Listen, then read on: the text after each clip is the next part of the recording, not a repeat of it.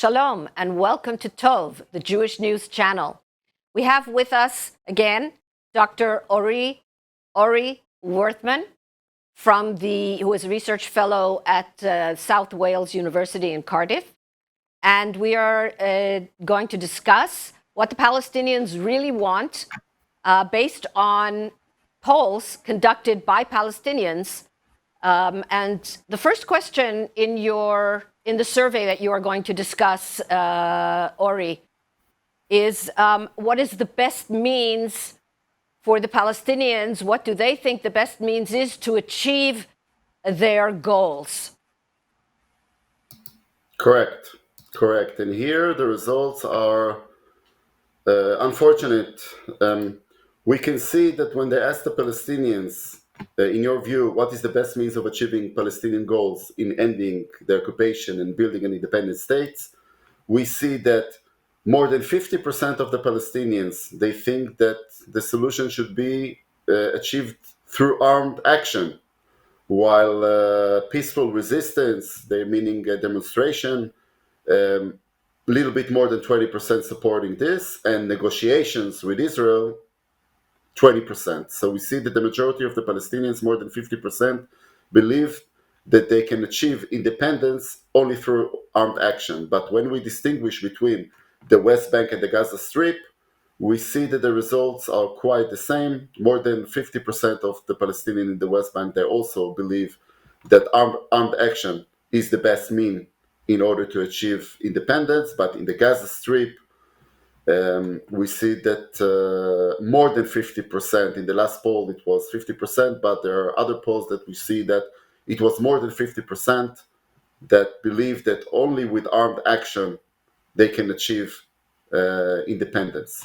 And this last very unfortunate. This last question was asked, as you stated in the previous interview. This is an ongoing survey going on every 3 months for the past 30 years. So there is a lot of data to compare it to. And you're saying the last question was asked before October 7th, in September, if I'm not mistaken. At the end of September this year, and the first time they asked that question was at the middle of 2014. Indeed. Okay. So, in other words, there isn't really much substantial difference between West Bank, Judea and Samaria, and Gaza. Both populations are in favor of armed resistance, let's say, or opposition to Israel in order to obtain their goals, not through negotiations, not through peaceful demonstrations or anything of that nature. Absolutely correct, more or less. On those questions, in those attitudes, correctly, they think the same, unfortunately. Okay, so now let's move over to who they think can achieve their goals for them, domestic politics. Abu Mazen has been around for many, many years. He's in something like the 20th year of his 4th-year term. He's Fatah, of course, in the West Bank. And Gaza, as we know, throughout, or literally throughout, Fatah, the Palestinian Authority, from Gaza in 2006, if I'm not mistaken. And Hamas has ruled Gaza since then. So what do the polls show us? Hamas took over Gaza Strip in the mid of 2007. Yes, they won the election January 2006. But when people ask the Palestinian public whether they are satisfied or not satisfied with the performance of Mahmoud Abbas since his election as president of the Palestinian Authority, which it was in 2005, the results are very clear. Today, almost 80% of the Palestinians, they are not satisfied with the performance of Abu Mazen.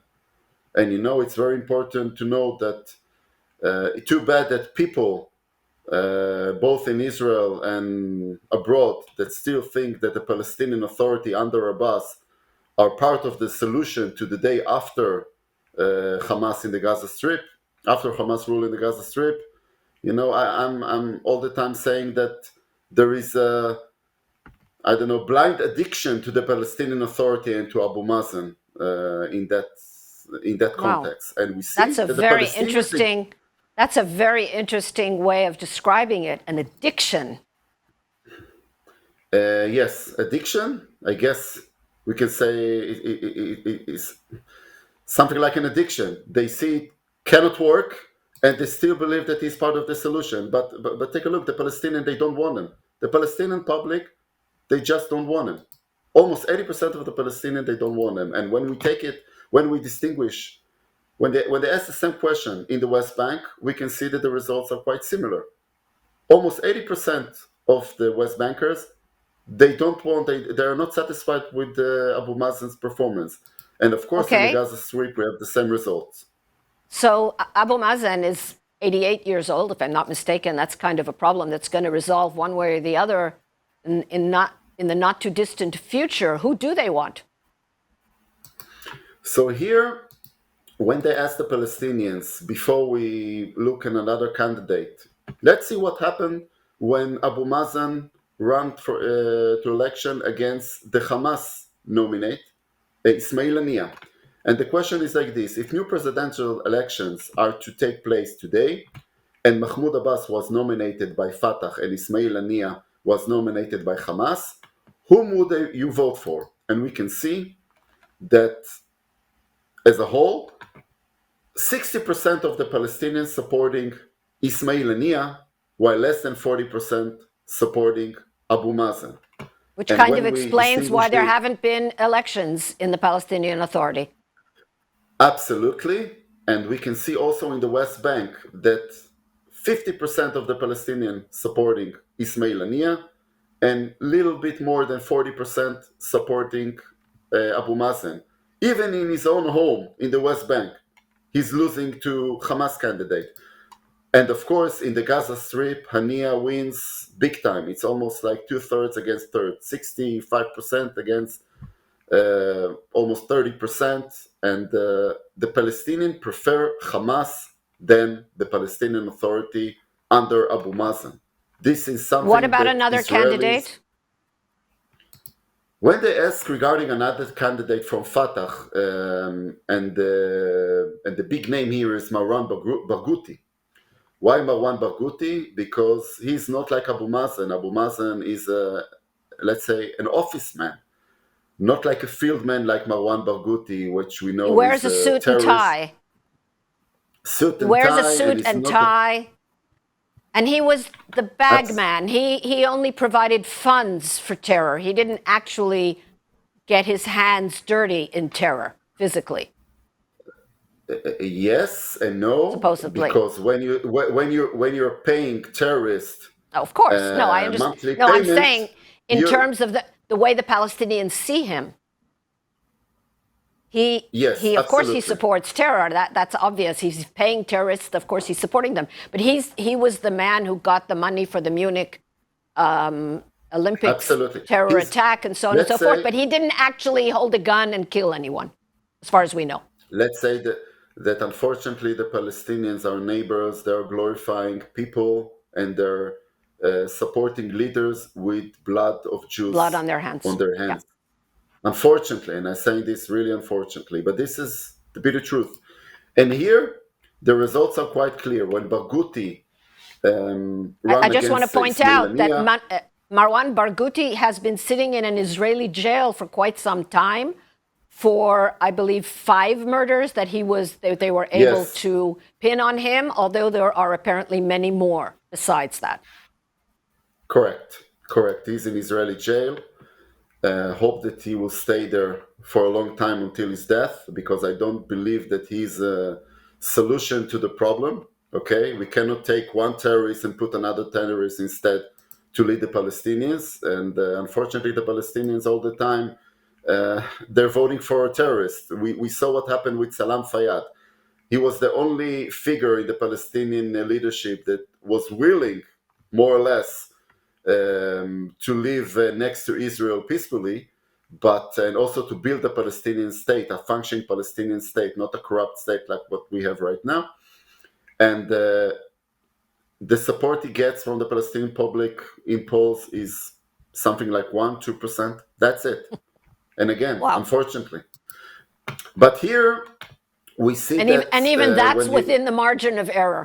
So it could be even less. Absolutely. The margin of error is plus minus 3%. So, yes. So, here what we can see is that Barghouti, in all the Palestinian society, he actually wins. He gets 60%, while Hania gets almost 40%. But when you distinguish this between the West Bank and the Gaza Strip, Barghouti wins the West Bank more than 70%, but in the Gaza Strip, he's losing. He's losing, um, let's say, Ania gets more than 50% and he gets less than 50%, but still, it's Pretty amazing close. because we see that pretty close, but we still see that Hamas candidate wins in the Gaza Strip, even when the Fatah candidate is Barghouti, someone with And blood on his Barghouti hands. is the most popular Palestinian Fatah candidate? Yes, big time. Wow. Wow. Big So what time. was the next question in this poll? They asked the Palestinians if new elections agreed to by all functions are held today and the same list that took part in the last PLC, the Palestinian Parliament elections, were nominated, for whom would you vote? And here we can see that almost more than 30% of the society will vote for Hamas, and they also vote for Fatah.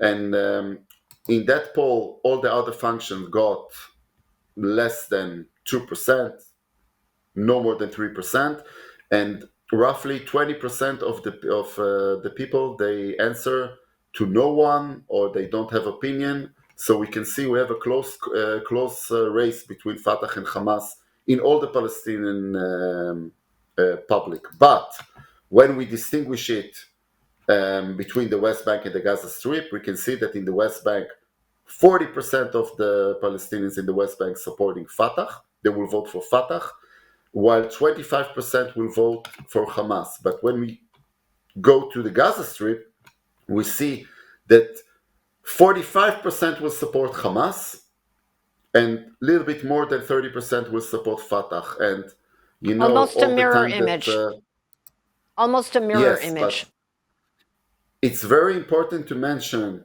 that all that distinguish between Hamas and the public in Gaza Strip, we need to understand that the Gazans supporting Hamas. And this is a fact according to the polls. This is a straight fact. And you know, some people will say now, wait, those polls are not reliable. They're not living in a democracy. So I will ask two questions. First, so why Hamas, they don't get 99% in the polls In in Gaza. Gaza? And also, yes, and also why the Fatah is getting more than 30% in Gaza? And also why Hamas obtains 25% of the West Bank. You know that it's not a democracy in the West Bank. We need to understand it. So I think that those polls, not only me, most of the Palestinian scholars, the scholars who are dealing with the Israeli-Palestinian conflict and Palestinian society, those polls by Khalil Shkaki are very reliable to all of that community. So we can see the trend here. Absolutely. Okay. Bottom line, Palestinian public in Gaza supporting Hamas. And I want to show you another important questions regarding they asked the Palestinians concerning armed attacks against Israeli civilians inside Israel. Are you supporting? Do you support or against it? Okay, I And- just want to reiterate, we're talking about not against soldiers and not in the West Bank or Gaza. We're talking about armed attacks against civilians in Israel.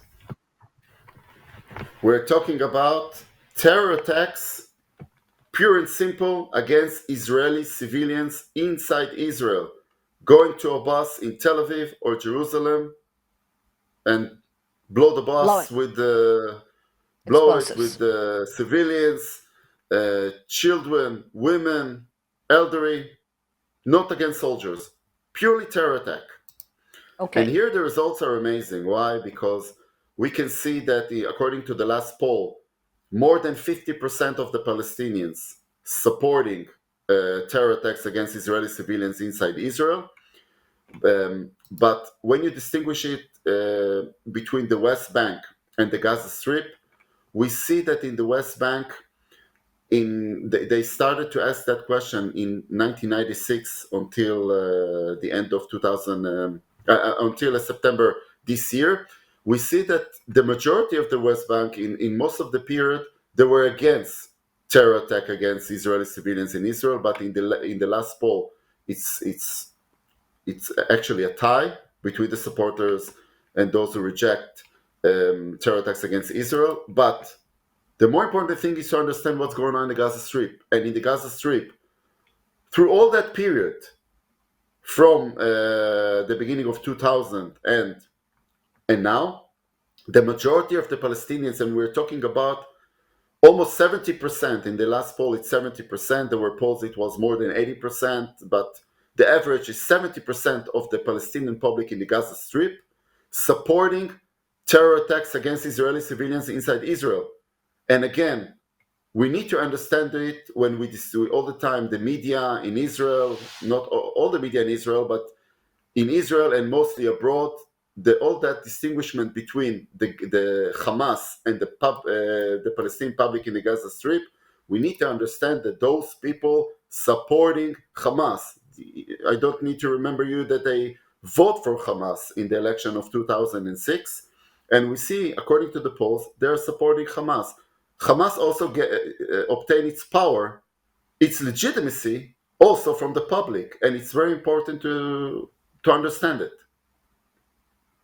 That's really very, very interesting and very important for us to understand that there isn't really any distinction between Hamas and the population of Gaza, that the children in Gaza are indoctrinated from a very, very young age to support terror attacks. Yesterday we saw a picture from a kindergarten in Gaza with pictures of bin Laden and other luminaries of Palestinian society. And this is a very, very important point that you have made. So thank you very, very much, Dr. Wertman. Would you like to add one more thing? One more thing, it's very important to notice that when we say that the Palestinians in Gaza Strip supporting Hamas, of course, it doesn't mean that we need that we need to hurt those people. Israel is a moral country, and we see the IDF the most moral army in the world, and we try not to harm as much as we can civilians in the Gaza Strip. But we need to understand that we have a very serious problem with the society of the Gaza Strip. The radicalization in the Gaza Strip, we can see it by the polls, is huge.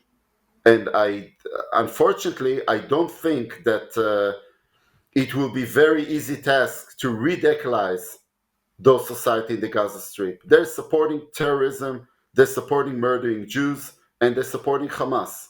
And the world must understand it. Indeed. Thank you very much, Dr. Wertman. And thank you to our viewers. I'd like to remind you to subscribe to our YouTube channel, WhatsApp, Telegram, Twitter, and Facebook. Shalom.